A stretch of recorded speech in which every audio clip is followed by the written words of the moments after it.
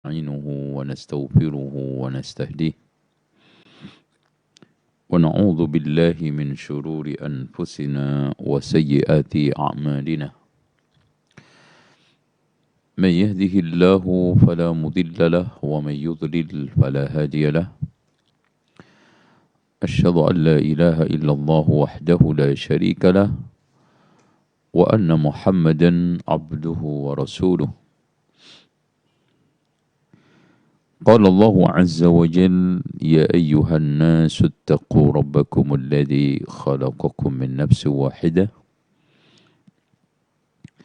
وخلق منها زوجها وبث منهما رجالا كثيرا ونساء واتقوا الله الذي تساءلون به والأرحام إن الله كان عليكم رقيبا وقال عز وجل يا أيها الذين آمنوا اتقوا الله حق تقاته ولا تموتن إلا وأنتم مسلمون وقال تبارك وتعالى يا أيها الذين آمنوا اتقوا الله وقولوا قولا سديدا يصلح لكم أعمالكم ويغفر لكم ذنوبكم ومن يطع الله ورسوله فقد فاز فوزا عظيما فإن خير الحديث كتاب الله وخير الهدي هدي محمد صلى الله عليه وسلم وشر الأمور محدثاتها وكل محدثة بدعة وكل بدعة ضلالة وكل ضلالة في النار. Ikhwani wa akhwati fillah, saudaraku yang dirahmati Allah. Kita kembali memedar mengkaji sejarah manusia-manusia masa lalu, mencoba untuk bersejarah yang benar dengan mengupas kisah-kisah para nabi. Kenapa? Karena di dalam kisah mereka itu ada satu pelajaran yang bagus, pelajaran yang bisa kita ambil. Wa fi qasasihim ibrah. Ada satu pelajaran.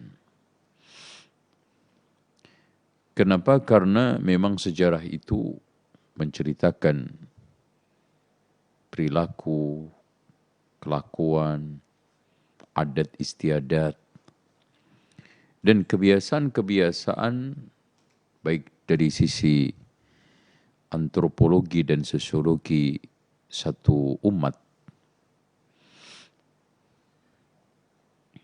Makanya betul kata Arnold Toynbee bahwa sejarah itu adalah jembatan penghubung antara masa lalu dengan masa sekarang untuk membuat satu pijakan yang benar, untuk membuat satu kerangka pola hidup yang benar di masa yang akan datang.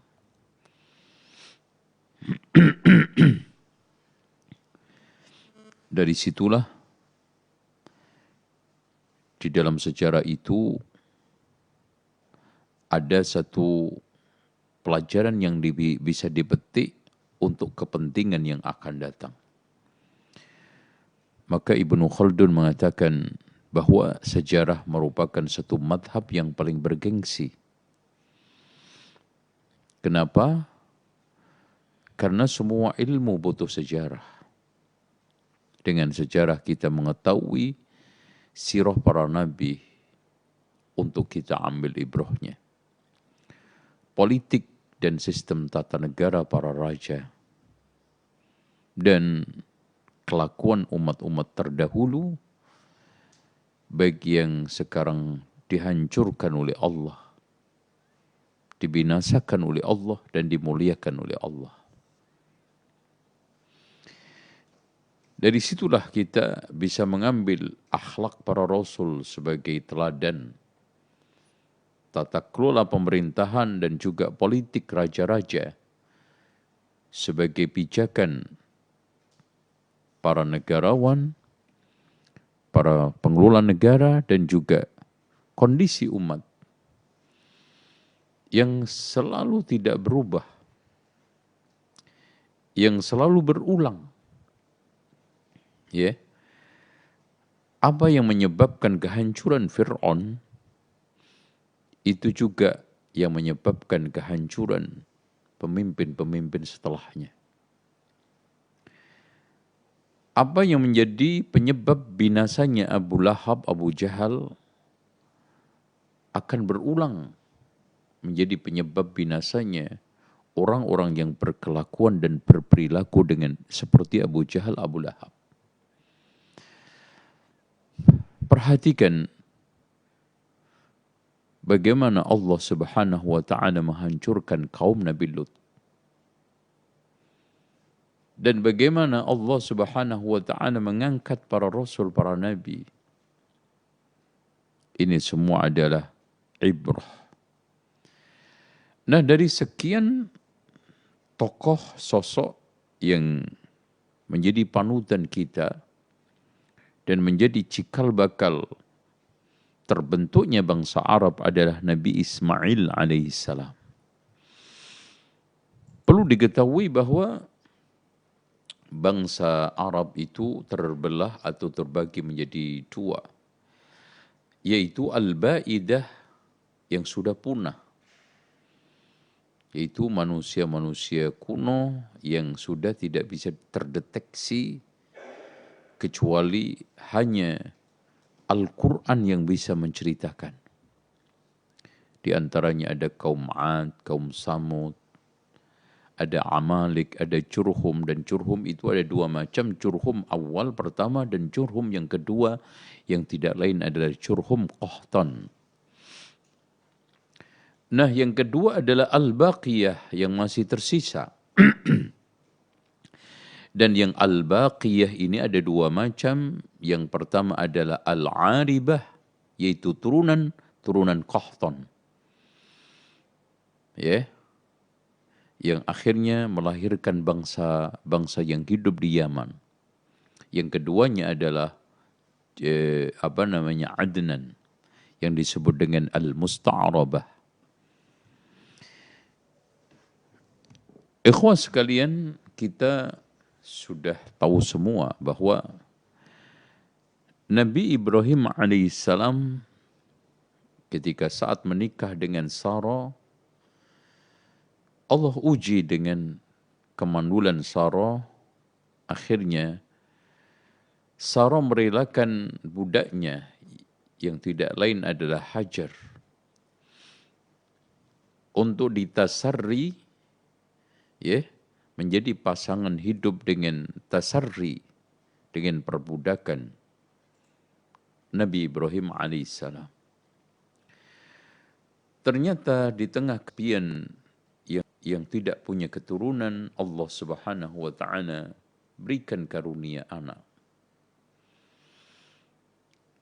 Akhirnya dengan kecemburuan Sarah, maka Allah Subhanahu wa taala perintahkan Nabi Ibrahim untuk ditempatkan di suatu wadi. Dan ini menunjukkan bahwa sepahit apapun perintah Allah, di balik itu mengandung hikmah besar. Ya.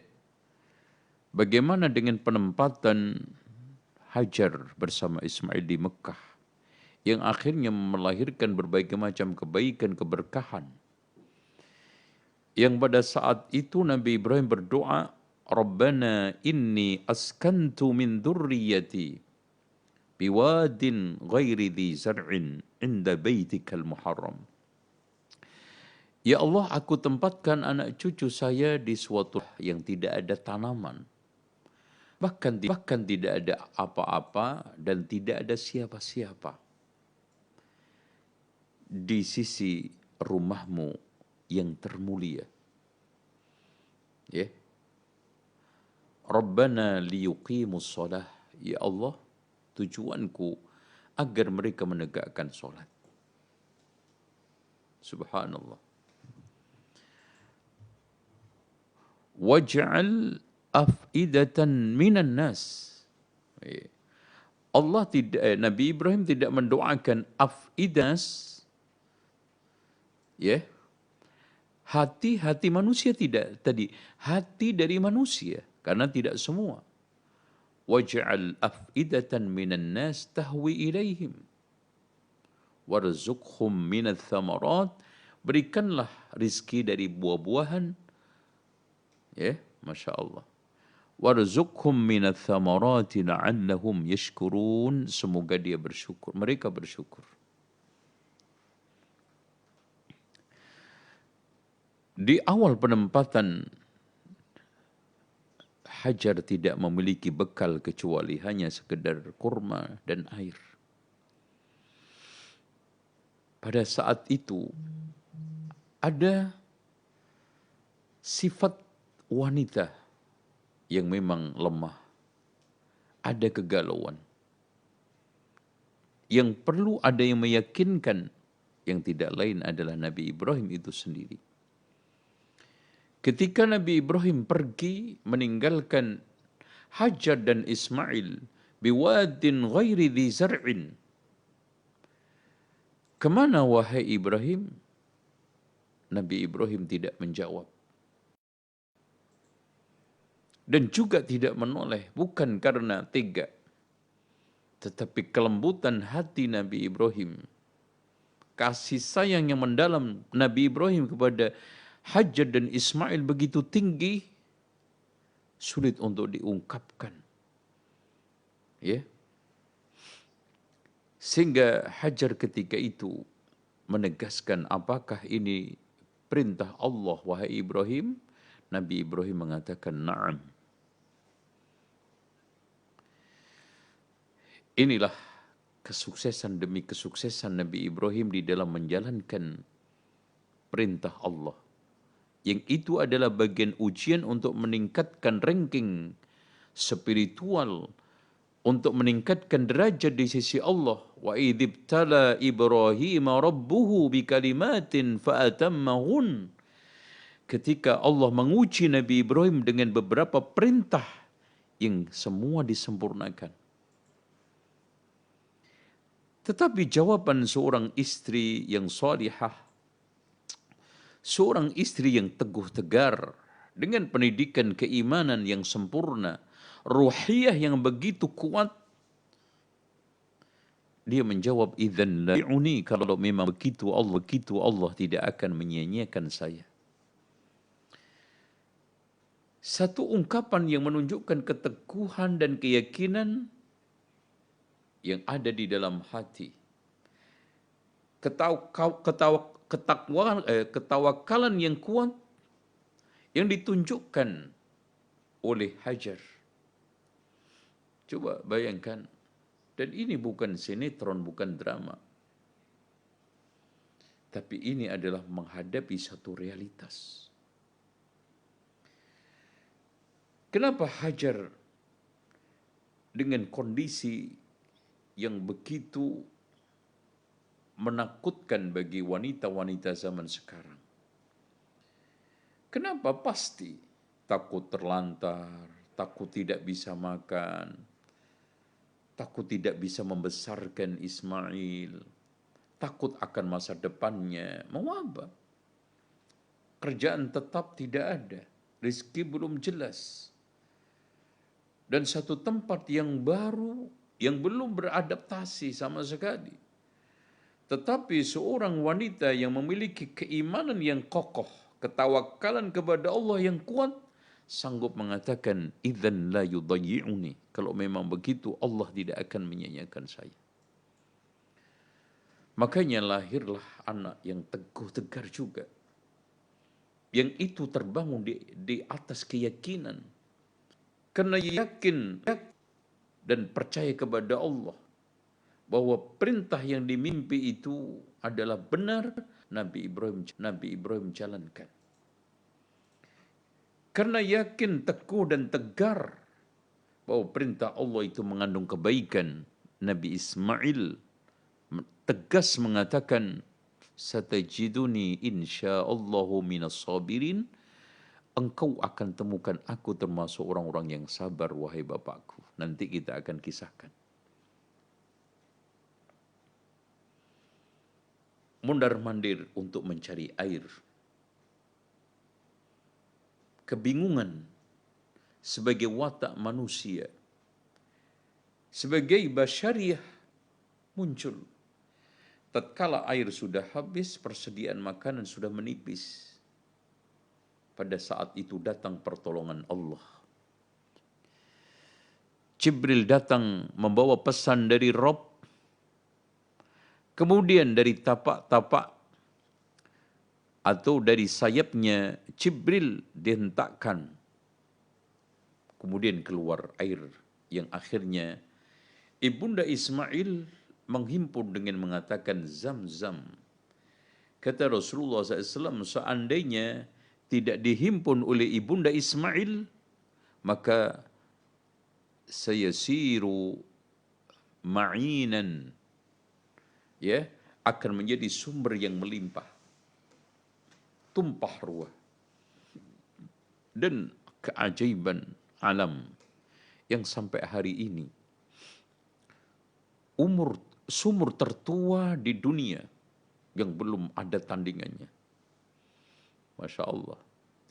Yang mengeluarkan air jutaan barrel, jutaan liter. Yang diminum jutaan manusia setiap tahun tapi tidak pernah habis. Itulah kuasa Allah, qudratullah. Dan mondar-mandirnya dijadikan oleh Allah Subhanahu wa Ta'ala sebagai tempat ibadah yang paling sakral, yaitu sa'i. Yang akhirnya dari situlah Allah takdirkan tempat itu menjadi Bait Al-Muharram, baladan amina, wattini wazzaituni wa turi sinina wa hadzal baladil amin. Kemudian ketenangan hidup baru dialami oleh Ibunda Ismail. Maka Allah Subhanahu wa Ta'ala datangkan suku Amalik, Kila Jurhum, yang akhirnya menjadi bagian bersosial. Dia minta izin tinggal untuk bisa memanfaatkan air. Tetapi Ibunda Ismail menegaskan, tapi kamu tidak punya hak memiliki. Sepakat. Datanglah perintah Allah, ujian yang berat. Ya. Yang dikatakan oleh Allah Subhanahu wa Ta'ala di dalam Al-Quran surat As-Saffat. Saat Nabi Ibrahim pergi meninggalkan Irak dan hiruk pikuk kebengisan dan ketaghutan Namrud, wa qala inni dhahibun ila rabbi sayahdin. Saya akan pergi, pindah menuju Allah, hijrah. Dan ketika itu ditemani Nabi Lot, yang ketika itu mulai diangkat oleh Allah menjadi nabi, yang beriman pada saat Nabi Ibrahim dibakar, tapi Allah berikan mukjizat tidak terbakar. Ditemani Sarah, ya, kemudian di dalam proses perjalanan lewat Mesir diberikan oleh seorang raja yang awalnya ingin memperkosa Sarah. Akhirnya Allah Subhanahu wa Ta'ala tunjukkan kemukjizatan, akhirnya dia sadar memberikan hadiah Hajar, dibawalah ke Palestina. Kemudian akhirnya dihadiahkan, Rabbi habli minas salihin. Ya Allah, karuniakanlah dari Hajar atau dari Sarah, tidak peduli, seorang keturunan atau keturunan-keturunan yang salihin. Akhirnya apa? Fabasyarnahu bighulamin halim. Allah karuniakan seorang anak yang halimun, lapang dadanya, subhanallah. Allah berikan nama Halim seperti yang dinamai. Lapang dada menerima perintah Allah, sabar di dalam menerima ujian. Kalau Nabi Ibrahim alaihissalam dikatakan oleh Allah ujian berat, coba bayangkan Pak, mana yang lebih berat? Yang menyembelih apa yang disembelih? Makanya ini merupakan satu ujian yang berat untuk keduanya. Dan terberatnya adalah Nabi Ismail. Sanggup dengan kelapang dadaannya, dengan keimanannya, dengan ketakwaannya menerima perintah itu. Dan bahkan dia mengatakan, Ya abati fa'al ma tu'maru. Masya Allah.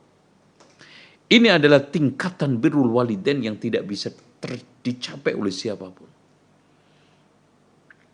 Ya. Ini adalah birrul walidain, macam di antara derajat birrul walidain tertinggi yang tidak akan bisa dilakukan oleh siapapun sampai hari ini dan mungkin ila yaumil qiyamah. Satu kebaikan anak kepada orang tua, kepada ayahandanya, sampai rela mengorbankan nyawanya demi kebaikan ayahnya di dalam rangka menjalankan nubuwah, di dalam rangka untuk menampakkan risalah, di dalam rangka untuk memenuhi perintah Allah Subhanahu wa ta'ala. Dan Nabi Ibrahim tawarkan supaya tidak ada pemaksaan. Masya Allah ya. Ini padahal sahibut taklif yang berhak untuk diperintah. Keindahan Islam, keindahan dakwah para rasul, para nabi, nggak ada paksaan.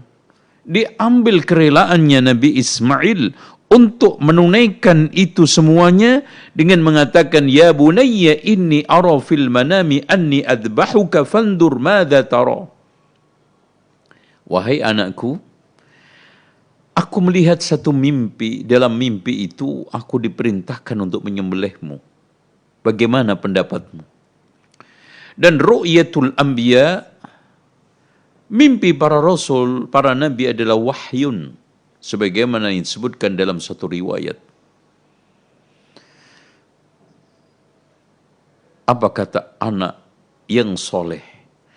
Anak yang halim. Ya? Anak yang sekarang ini bukan hanya sekarang sabir.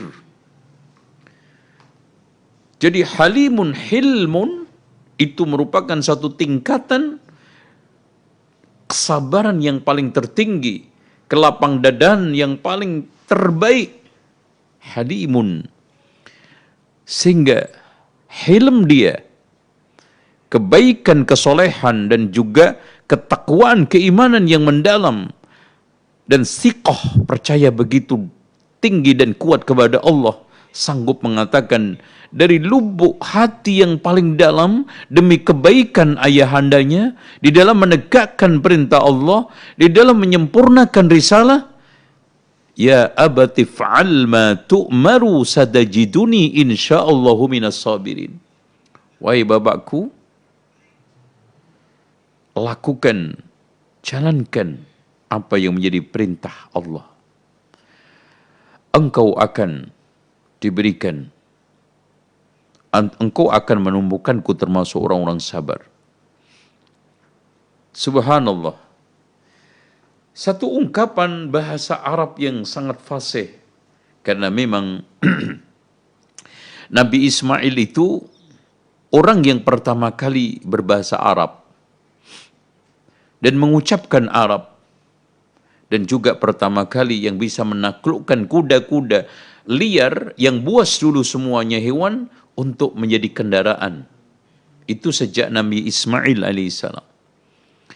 Lihat ungkapan, Ya wahai bapakku, lakukan apa yang engkau diperintahkan. Dia tidak mengatakan Allah perintahkan kepadamu. Kalimat ini disembunyikan. Ya? Karena di sini ada suatu penderitaan, ada satu ujian yang berat, ada satu hal yang mengganggu batiniyahnya, pikirannya. dihilangkan dari Allah, itu bukan seakan-akan datang dari Allah. Disembunyikan itu. Tidak mau menisbatkan kepada Allah Subhanahu wa taala ujian berat ini. Allahu Akbar. Satu keindahan tata bahasa Arab, sastra yang dipakai untuk memberikan satu apresiasi, adab, moral, sikap kepada Allah Subhanahu wa taala, baik kepada ayahandanya dan lebih baik kepada Allah Subhanahu wa taala. Falamma aslama, ketika sudah berserah diri. Makanya tidak benar ya. Orang non-muslim itu nggak bisa dipaksakan untuk mengamalkan syariat. Ini Nabi Ibrahim sama anaknya yang dia menjadi sasaran syariat aja masih santun kok. Dan ternyata juga isu ini tidak benar digoreng karena itu sudah ada perdanya. Terus kemudian itu sudah lama dan siswa-siswi yang pakai jilbab pun dia dengan kesadaran itu menjadikan sebagai suatu aturan yang harus diikuti, selesai. Dan itu bagian daripada kearifan lokal orang-orang atau penduduk Padang, karena memang Padang itu dari sejak zaman dahulu itu adalah muslimnya kuat. Dihuni oleh orang-orang muslim yang hebat. Ulama-ulama yang berlevel bukan hanya nasional, internasional seperti Haji Rasul. Orang Indonesia pertama kali yang mendapatkan gelar honoris causa doktor dari Mesir. Ya. Terus kemudian ada seorang tokoh perempuan yang mendapatkan satu anugerah masyakhah dari Mesir. Begitu juga tokoh-tokoh nasional, tokoh-tokoh politik. Jadi itu bagian daripada kearifan lokal yang masing-masing punya kekhasan, ya. Begitu juga ada beberapa daerah yang melarang jilbab dengan dasar menghormati suara mayoritas dan kearifan lokal. Kenapa? Di sini dipersoalkan. Gitu ya. Giliran sekarang ini ada sekolah yang melarang jilbab pada diem. Giliran sekarang ini ada yang membuat satu perda, kemudian kepala sekolah melaksanakan perda itu dituduh melanggar HAM, dituduh intoleran, dituduh diskriminasi, macam-macam. Ya. Ini tidak benar, ya. Dengan demikian, di dalam menjalankan perintah Allah itu la ikraha fiddin. Nabi Ibrahim menawarkan ini semua agar Ismail alaihissalam menerimanya dengan penuh kerelaan, kesadaran. Akhirnya watallahu lil jabin, kemudian setelah mapan wa nadainahu ayya Ibrahim, Allah panggil an saddaqtar ru'ya, maka telah benar mimpimu, inna kadzalika najzil muhsinin. Allahu akbar. Allah Subhanahu wa taala berikan gelar yang terhebat dari ujian itu, bukan doktor, bukan profesor, tetapi muhsinin. Karena ihsan itu adalah tingkatan keagamaan yang paling tertinggi. Makanya di dalam Islam pun Rasulullah meningkatkan dari Islam, iman, kemudian ihsan. Inna hadza lahuwal bala'ul mubin. Satu ujian berat. Bala'un mubin. Wa fadainahu bidibhin adim. Saya ganti dengan kabsyah yang besar. Dan bahkan disebutkan dalam satu riwayat, jadi tanduknya kambing ini itu masih tersimpan dari masa ke masa sampai zaman Nabi Muhammad SAW, dan ini menjadi dalil kuat di antara sekian dalil bahwa yang disembelih itu Nabi Ismail, bukan Nabi Ishak. Bahkan ketika ada seorang Yahudi yang masuk Islam pada zaman Umar bin Abdul Aziz, ditanya secara jujur, tolong kamu ceritakan, menurut kamu yang benar itu yang disembelih Ishak apa Ismail? wahai Amirul Mukminin, yang benar adalah yang disembelih Ismail. Adapun Ishak adalah bagian daripada kehasatan teman-teman kami kepada Islam, sehingga dia membuat satu bagian dari sejarah yang jungkir balik. Meskipun yang kita sayangkan, para ulama-ulama Islam terpengaruh, padahal di sana ada satu teks yang jelas di dalam Al-Quran. Setelahnya, wa tarakna alaihi fil akhirin salamun ala Ibrahim kadzalika najzil muhsinin innahu min ibadinal mu'minin. Setelah itu Allah katakan apa? Wa basyarnahu bi ishaqa nabiyyan minas solihin. Saya berikan satu kabar gembira setelah itu Ishak. Enggak mungkin di sini ada kabar gembira yang berulang. Yang pertama yang dimaksudkan gulamun halim adalah Nabi siapa? Ismail. Yang keduanya siapa? Ishak. Dan disebutkan di dalam ayat lain alim. Makanya dari sini ada juga suatu riwayat bahwa disebutkan Nabi Ismail adalah awal waladi Ibrahim wa bikrihi. Wal bikr itu adalah anak pertamanya. Al-wahid di dalam satu riwayat. Sendirian. Karena memang ketika dilahirkan tidak punya anak. Dan Nabi Ishak itu dilahirkan setelah 14 tahun berikutnya. Dengan demikian, wa barakna alaihi wa ala ishaqa wa min durriyatihima muhsinun wa zalimun li nafsihi mubin. Baik. Hadirin sekalian, ikhwan yang dirahmati oleh Allah Subhanahu wa taala. Allah Subhanahu wa taala juga menegaskan dalam surat Maryam, mengomentari wadkur fil kitabi Ismail innahu kana sadiqal wa'di. Sesungguhnya dia adalah jujur janjinya, wa kana rasulan nabiyya. Dan setelah lulus ujian, Allah perintahkan satu perintah yang mulia, yaitu membangun Ka'bah. Jadi kedatangan Nabi Ibrahim alaihissalam ke Mekah ini tampak berkali-kali, ya. Kedatangan ketika menghantarkan, kedatangan ketika menyembelih, dan mungkin ada kedatangan-kedatangan lain kita tidak mengetahui rekaman sejarah, karena Al-Quran hanya menyampaikan yang penting-penting. Kemudian kedatangan berikutnya adalah Nabi Ibrahim alaihissalam mendapatkan perintah untuk membangun Ka'bah.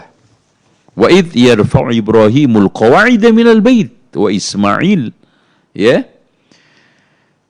Kemudian dari sini Allah Subhanahu wa taala menjadikan satu kemukjizatan yang dahsyat, adanya batu yang datang dari surga, yaitu Hajar Aswad, yang dikatakan oleh Rasulullah SAW, masu hajaril aswad war ruknil yamani yakhuttu al khataya khatta, menghapus dosa sehapus-hapusnya.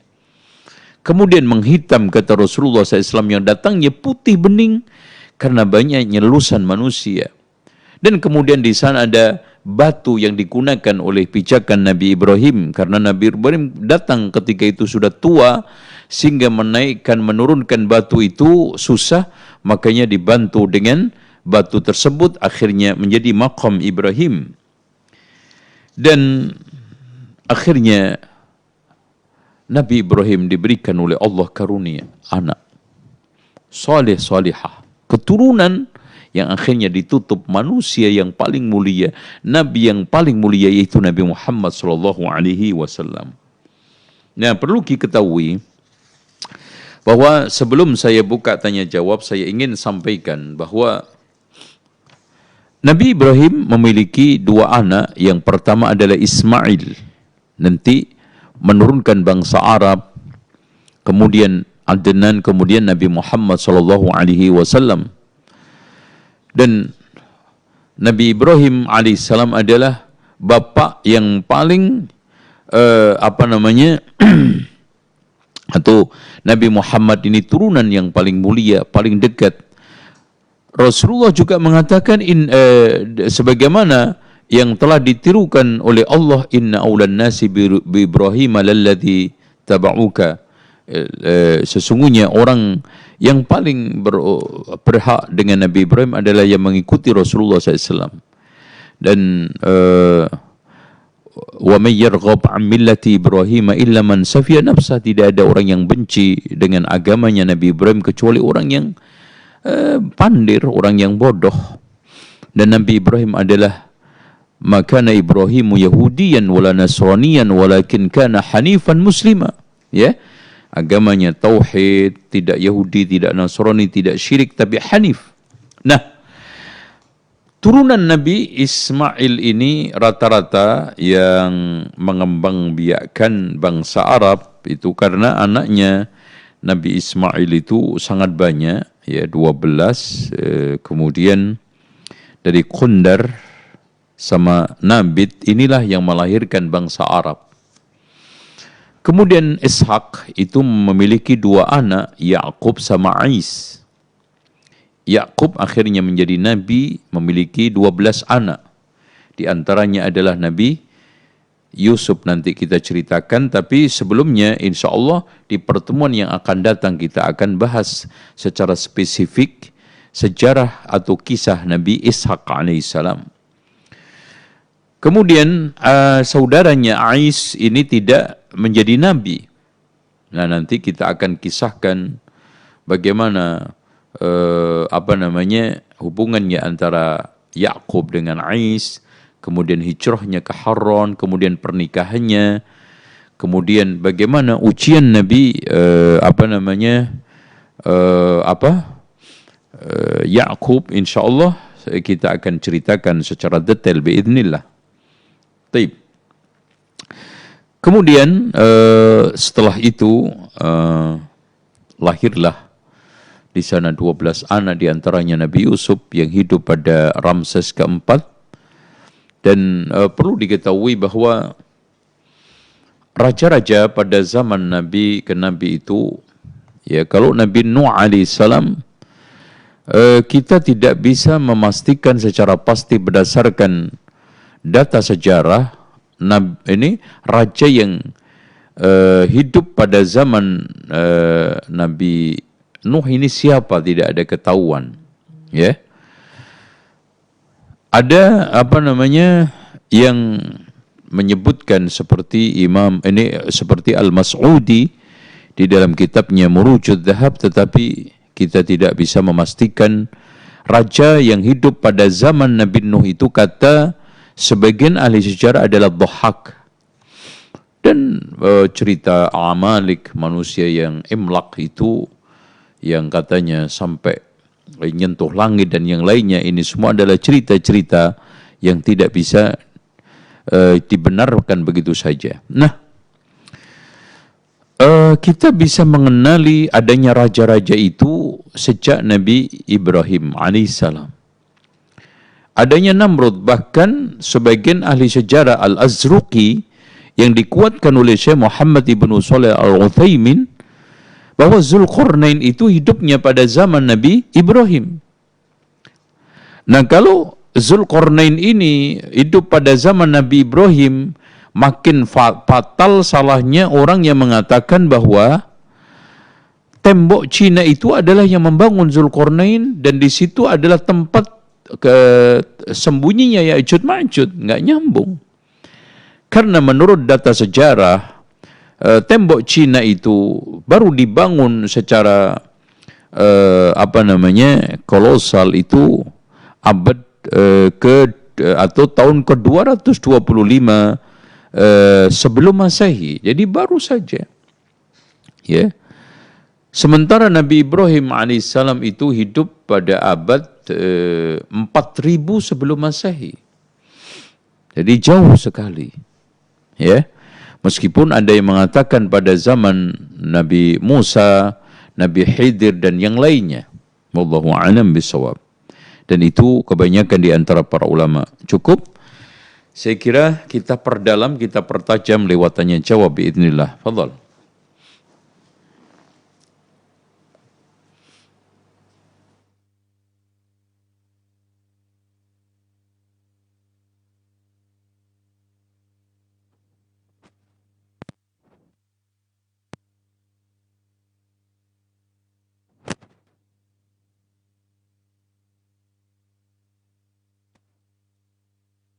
kita dan semoga Allah Subhanahu wa taala memberikan kita keistiqomahan dalam menuntut ilmu dan kemampuan untuk mengamalkan ilmu yang telah kita peroleh. Alhamdulillah kami ucapkan jazakallahu khairan barakallahu fikum kepada Ustaz Zainal Abidin yang telah memberikan ilmunya kepada kita semua. Semoga Allah Subhanahu wa taala memberikan beliau keistiqomahan dalam memberikan ilmu kepada kita semua. Kami informasikan kepada seluruh pemirsa dan pendengar yang ingin bertanya secara langsung kepada Ustaz bisa melalui via telepon di 0857 8090 9690 atau di pesan singkat di 0811 803 3389 ya. Assalamualaikum. Assalamualaikum.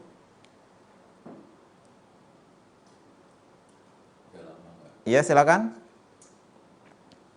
Assalamualaikum. Silakan. Ya, kami Ya, Bapak, Assalamualaikum. Bapak atau Ibu?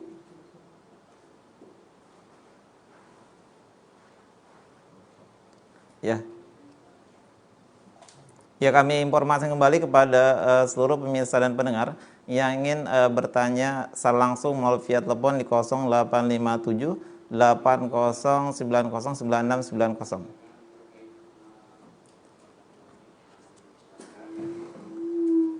Ya, mohon maaf Bapak, pertanyaan diulang kembali Bapak. Kami di studio tidak mendengar dengan jelas. Kita mau bertanya Ya. terkait masalah yang sering ada di masyarakat. Ya. Apa perbedaan antara ijtihadiyah, khilafiyah, dan bid'ah? Ya. Oke. Nah, ya itu saja Bapak, cukup pertanyaannya. Ya, syukran katsiran. Ya, Assalamualaikum warahmatullahi wabarakatuh. Nah, Ustaz.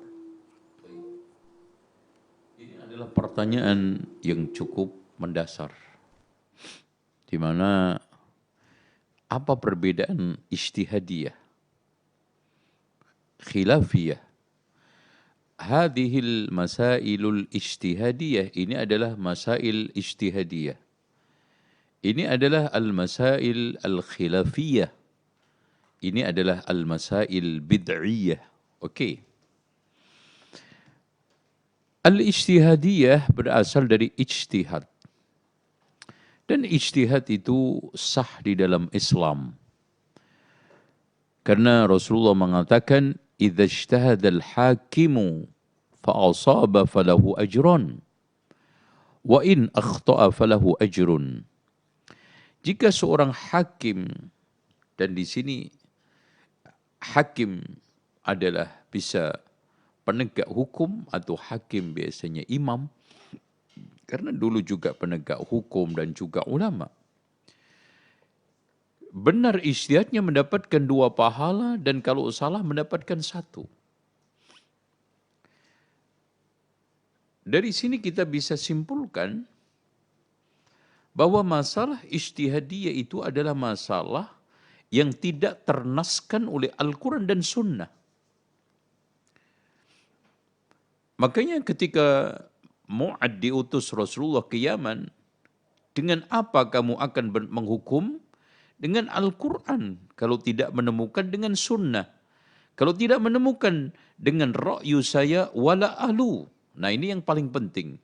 Saya tidak teledor. Saya tidak gegabah. Dari sini tidak semua ijtihad itu bisa kita terima. Dan tidak semua orang itu bisa menempatkan diri sebagai mujtahid. Seorang ulama mujtahid adalah ulama yang capable, ulama yang mengalimi, mengetahui secara utuh ilmu-ilmu syariat, menguasai ayat-ayat dan sunnah hadis tentang hukum, dan memenuhi persyaratan yang dasar. Di antaranya adalah salamatul i'tiqad, i'tiqadnya lurus. Salamatul manhaj, menguasai usulul fikih dan qawaid fikih, menguasai tata bahasa Arab, balaghah bersama manik badi' bayannya, ya, ma'ani badi' dan bayannya, dan menguasai ayat-ayat dan hadis-hadis hukum yang ada. Dia harus mengetahui syurutul qiyas, syurutul ijtihad. Baru kita berikan hak untuk itu. Makanya di sini ada ijtihadiyah, masailul ijtihadiyah as-saighah, masalah-masalah ijtihadiyah yang bisa diterima, masalah ijtihadiyah yang tidak bisa diterima. Dari mana kita ukur? Dari masalah yang terangkat itu, apakah sudah ada dalilnya atau tidak? Kalau sudah ada dalilnya, sudah ada nasnya, maka ijtihadiyah itu tidak diterima. Contoh haramnya musik. Apanya yang diijtihadi? Dari masa ke masa, dari zaman Khulafaur Rasyidin, tidak ada satu yang berkhilaf. Ya, bahwa musik itu halal. Ya. Masalah-masalah qat'iyat tentang haramnya daging babi, tentang haramnya khamr. Ya. Oleh karena itu, masalah ijtihadiyah itu akan menjadi tidak bisa diterima, ghairu sa'ighah, tidak bisa kita loloskan sebagai ijtihad kalau sekarang ada nas, karena la qiyasa ma'an nas, tidak diterima itu qiyas sementara masih ada nas. Kemudian kita lihat seorang ulama yang ijtihad itu sendiri. Kalau dia itu ulama kapabel seperti Imam Abu Hanifah, Imam Syafi'i, Imam Malik, Imam Ahmad, Imam Bukhari, Imam Muslim, Imam Al-Auza'i, Imam As-Sufyan Al-Thawri. Oke. Tapi kalau sekarang ini angger orang ngambil ayat kemudian dioplos-oplos, diotak-atik, ini kemudian lahir masalah ijtihadiyah. Enggak bisa. Itu contoh, makanya di sana ada satu ungkapan, man fassaral Qur'ana bi ra'yihi fa asaba faqad akhta'a. Barang siapa yang menafsirkan Al-Quran dengan ra'yunya tanpa satu landasan, maka benar tetap aja salah. Kenapa? Karena orangnya tidak kababel, betul hanya kebetulan. Kan gitu. Tidak memenuhi syarat. Itu. Dengan demikian, substansi dari mulai objeknya itu memang betul-betul layak untuk kita loloskan sebagai media ijtihad, objeknya, kemudian subjeknya yang berijtihad itu memenuhi syarat. Itu kan gitu. Kalau ini terpenuhi, insya Allah itu masalah kita katakan ijtihadiyah.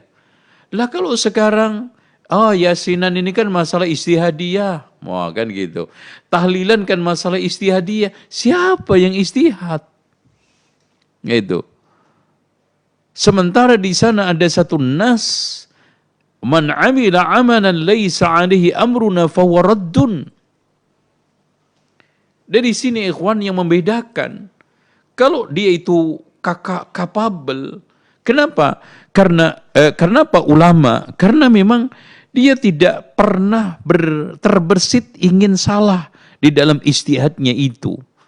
Dan dia memenuhi syarat dan berusaha untuk menampakkan kebenaran dan mencari ridha Allah. Kok salah? Itu murni memang basyariyahnya dia. Tapi kalau sekarang ini pihak hari-harinya tidak bergumul dengan dalil, dia di dalam hal apapun selalu mengikuti hawa nafsu, otak-atik ra'yunya. Al-Quran dan Sunnah tidak menguasai usul fikih, qawaid fikih, tidak tahu menahu bahasa Arabnya abal-abal, penguasaan terhadap ayat-ayat hukum dan sunnah-sunnah hukum atau hadis-hadis tentang hukum itu lemah. Kemudian ijtihad, maka seandainya benar itu tetap aja salah, apalagi salah. Gitu kan gitu. Kenapa? Karena dia tidak punya untuk mendapatkan pahala satu tadi itu. Kalau benar dapat 2, kalau salah dapat 1, enggak ada. Kenapa? Karena dasarnya enggak ada keinginan untuk mengejar ridha Allah, kebenaran, enggak punya modal, ibarat naik sampan enggak ada sampannya, gimana bisa nyampe? Kan gitu. Ini ijtihadiyah. Kemudian Yang selanjutnya, masail khilafiyah. Alias masalah-masalah itu diterima sebagai konsekuensi perbedaan pendapat di antara para ulama yang tadi. Objeknya memang patut untuk diijtihadkan. Orang yang beristihad memenuhi syarat dan kapabel untuk melakukan itu, maka hasilnya khilafiyah. Tapi kalau memang dia itu tidak kapabel objeknya, apalagi sudah nas, maka itu bid'iyah jadinya. Maka kalau sekarang tiba-tiba ada orang yang nggak jelas melakukan ijtihad, hasilnya pasti bid'ah. Itu bedanya khilafiyah sama bid'iyah. Kalau khilafiyah itu sumbernya dari objek ilmunya itu memang patut untuk menerima atau di situ dibolehkan ijtihad. Kedua ulamanya memenuhi syarat. Nah hasilnya khilafiyah. Kalau tidak bid'iyah. Nah itu perbedaannya.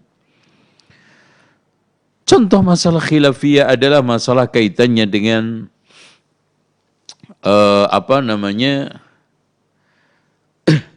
menentukan zakat fitrah. Itu apakah dengan makanan pokok atau uang? Itu masalah khilafiyah. Boleh enggak kulitnya hewan kurban dijual? Itu masalah khilafiyah.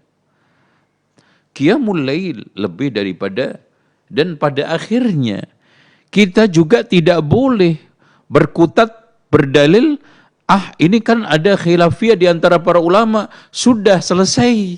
Enggak benar juga. Kan kadang-kadang kita itu seperti itu. Mentang-mentang ada khilaf di antara para ulama, kesalahan kita, kelemahan di dalam beragama itu tidak bisa diluruskan. Dalilnya, ini kan khilafiyah. Dan sok-sokan kadang-kadang menggunakan dalil qawaid fikih yang mengatakan la inkara fil masailil khilafiyah, tidak ada boleh kita itu mengingkari di dalam masalah-masalah khilafiyah. Di dalam hal apa dulu? Substansinya kayak apa? Itu. Kalau sekarang masalah-masalah ijtihad para ulama yang akhirnya menentang dalil, bisa aja terjadi. Oh bisa. Ijtihadnya seorang ulama kadang-kadang bisa menentang dalil, sebagaimana yang telah dijelaskan oleh oleh Imam Ibnu Taimiyah di dalam kitabnya Raf'ul Malam an A'immatil A'lam. Jadi mengangkat ketercelaan dari imam-imam yang mulia karena kesalahan dia di dalam masalah ijtihad. Karena satu, nas tersebut tidak sampai kepada mereka. Dia mau apa? Dalil-dalil yang ada itu tidak tersampaikan kepada Imam Abu Hanifah. Ya kan? Sehingga dia mengatakan bahwa wanita janda itu boleh menikahkan dirinya sendiri. Nggak sampai. Dalil tidak sampai kepada ulama fulan-fulan sehingga dia menghukumi suatu hukum yang akhirnya yukhalifun nas. Makanya Imam Asy-Syafi'i jauh-jauh hari mengatakan in sahhal hadis fa huwa madhhabi. Di mana Imam Asy-Syafi'i ketika itu mengatakan bahwa mashul imamah itu tidak boleh di dalam masalah wudu. Tetapi Imam Nawawi membolehkan dengan mengatakan ini adalah madhabnya Imam Asy-Syafi'i. Kenapa? Karena Imam Asy-Syafi'i mengatakan kalau ada hadis yang sahih dan ini hadisnya sahih. Dan yang kedua, mungkin hadis itu sampai tetapi dengan sanad yang dhaif. Jalan yang sahih tidak sampai kepada ulama tersebut sehingga dia menghukumi khilafun nas. Atau hadis atau nas tersebut sampai kepada ulama tetapi dia berijtihad bahwa nas itu tidak seperti yang diinginkan masalah tersebut. Ya, contoh saja Imam Ibnu Hazm mengatakan bahwa musik itu halal. Ini kita tidak bisa katakan masalah khilafiyah yang sa'ighah, masalah ijtihadiyah yang kita terima. Kenapa? Karena yukhalifun nas as-sharih, menentang nas yang sharih, menentang qawaid-qawaid ijtihadiyah, dan kebanyakan para ulama mengatakan musik itu haram. Jelas kok di dalam Sahih Bukhari Rasulullah katakan la yakunanna fi ummati aqwamun yastahilluna al-hirra wal harir wal khamra wal ma'azif, akan muncul di tengah umatku ini sekelompok kaum yang menghalalkan zina, sutra, khamar, musik. Nah, seperti inilah kita itu bisa membedakan ijtihadiyah, khilafiyah, bid'iyah. Jadi intinya, closingnya, bahwa masalah itu kita bisa katakan bid'ah atau tidak, itu satu, menentang usul Alkitab was sunnah. Meskipun itu bermuara dari ijtihad ulama.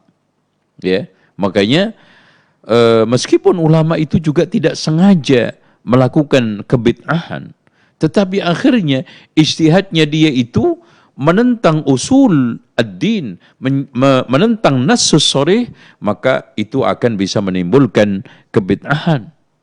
Ya.